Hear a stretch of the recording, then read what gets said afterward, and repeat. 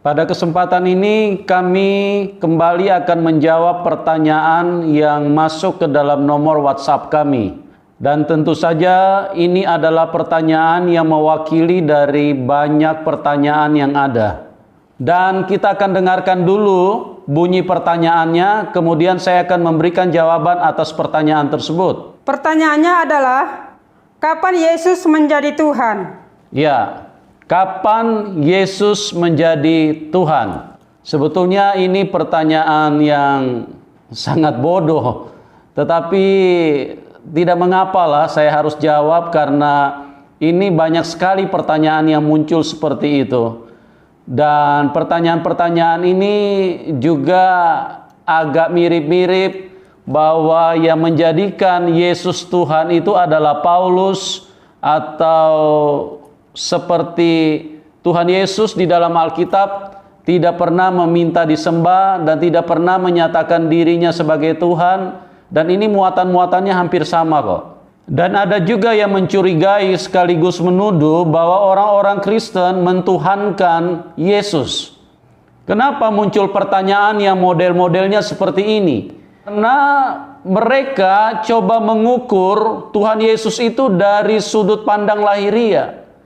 Mereka coba melihat dan memahami dengan hal-hal yang lahiriah saja yang nampak dari Tuhan Yesus. Dan tentu itu adalah hal yang sangat mustahil untuk kita bisa mengerti kalau Yesus itu adalah Tuhan jika kita hanya melihat dari sisi lahiriahnya. Sampai kapanpun kita akan terus membantah orang-orang yang memunculkan pertanyaan ini. Sampai kapanpun dia akan terus menyangkal, dia akan terus menyangga, dia akan terus melawan terhadap apa yang menjadi iman daripada orang Kristen.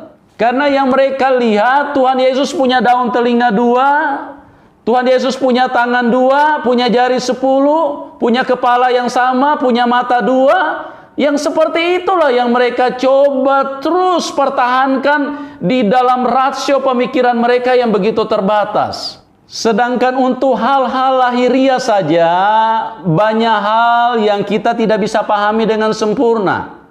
Saya kasih contoh, antara perempuan dan laki-laki. Pada saat mereka dewasa, coba tolong kita pikirkan sejenak. Kenapa perempuan tidak tumbuh kumis? Kenapa hanya laki-laki yang tumbuh kumis? Itu pun kita sudah tidak bisa pecahkan. Paling kita hanya bisa mengerti, oh karena dia perempuan. Iya, dia perempuan, tetapi dia punya wajah yang sama, dia punya anggota tubuh yang sama, dia punya dagu yang sama, dia juga punya mulut yang sama, tapi kenapa dia tidak tumbuh kumis? Maka kesimpulan yang paling tinggi yang kita bisa pahami, kita cuma hanya bisa berkata, itulah kehebatan Tuhan, itulah kebesaran Tuhan, itulah kemahakuasaan Tuhan. Sudah disetting dengan begitu sempurna, setiap perempuan tidak akan tumbuh kumis. Contoh yang kedua, kalau kita misalnya menanam satu biji tumbuh-tumbuhan, kita tanam, terus kemudian dia tumbuh, dan kemudian dia menghasilkan banyak buah. Kita pun juga, kalau kita mau renungkan dengan akal, dengan kekuatan logika kita, itu saja sudah tidak mampu kita olah. Kenapa? Kok dia bisa tumbuh dan jadi banyak buahnya? Kita mau paksakan, kita mau olah, kita mau pikirkan, kita mau coba riset, kita mungkin akan bisa jadi gila. Dan paling-paling juga kita hanya bisa menyimpulkan itulah kebesaran Tuhan. Kita tidak bisa masuk. Kalau sudah bicara tentang kebesaran Tuhan, bicara tentang keilahian Tuhan, itu tidak bisa dijangkau dengan otak ini. Otak yang begitu sempit dan begitu kecil ini. Sulit. Tapi sekali lagi tidak mengapalah, saya akan coba jelaskan dan berharap siapa tahu pertanyaan ini tidak muncul lagi.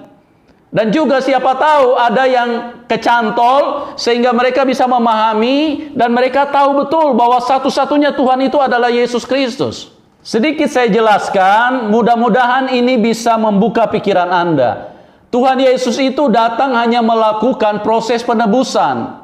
Dia hanya mengambil rupa, meminjam tubuh seperti manusia. Dengar baik-baik ini semua umat Tuhan. Karena apa? Karena yang berdosa itu manusia. Makanya manusialah yang harus bayar dosanya, manusialah yang harus tanggung dosanya. Dan tidak ada satu manusia pun yang mampu menanggung dosa, karena semua manusia jatuh di dalam dosa. Bagaimana dia bisa membayar, dia bisa melunaskan hutang dosa yang dia miliki? Tidak ada satu manusia pun yang mampu, karena semua manusia berdosa. Sejak dari kecil manusia sudah sangat jago bersifat munafik, sangat jago bersifat pura-pura, sangat jago untuk berbohong kepada orang lain.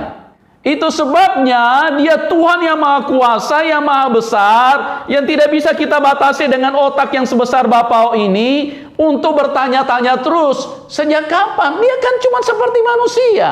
Tinggi badannya juga sama dengan manusia, kakinya juga 2, jarinya juga cuma 10. Sekali lagi nih saya ulangi ya, tolong dimengerti baik-baik, mudah-mudahan Anda menjadi cerdas. Dia hanya pinjam rupa tubuh manusia untuk menyelesaikan dosa. Karena yang berdosa ini kan manusia, tabiat daging ini. Iri hati, amarah, perselisihan, pertengkaran, kebencian, fitnah, mau membunuh orang lain, tidak suka kepada orang lain, marah kepada orang lain. Itu semua tabiat daging. Tabiat dosa. Sejak dari kecil manusia tidak pernah diajarin, tidak perlu guru yang begitu. Manusia sudah sangat mahir dan sangat jago untuk hal-hal seperti itu. Makanya dia Tuhan yang Maha Kuasa datang mengambil rupa manusia seperti kayak manusia saudara dan saya untuk melakukan proses penebusan. Semua hutang dosa dari kejahatan-kejahatan, dari kelakuan-kelakuan yang kelakuan manusia yang tidak normal, punya pikiran kotor, punya pikiran cabul, punya pikiran najis, punya mengingini punya orang lain. Itulah yang diselesaikan oleh Tuhan. Makanya dia harus menjadi manusia. Supaya apa? Supaya dia bisa membayar dosa manusia. Karena kalau dia tetap di dalam posisi di atas di surga, dia tidak mungkin bisa menyelesaikan. Karena dia di dalam kekudusan, di dalam kebesaran, di dalam kemahakuasaan dia tidak mungkin bisa melakukan penebusan itu. Bagaimana dia bisa melakukan penebusan itu? Dia harus menjadi sama dengan saudara dan saya. Baru dia bisa melakukan penebusan. Oke? Mudah-mudahan bisa jelas buat Anda. Nah, saya kembali kepada pertanyaan. Sejak kapan Yesus menjadi Tuhan?